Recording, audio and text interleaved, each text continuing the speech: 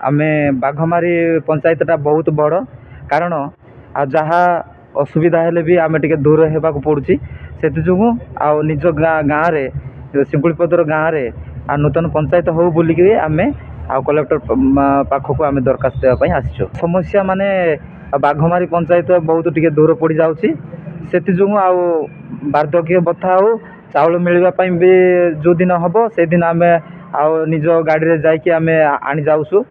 आ वर्षा पानी हेले भी से दिन आमे बहुत असुविधा हो जाउछि से जोगु आम निज गाँ रे निज जनसंख्या तो 8टी गाँ को लेकिन आम पंचायत गठन करूँ। जनसंख्या प्राय 26 ରୁ 25 जनसंख्या हुए। भोटर तालिका हूँ 1400 ରୁ 1500।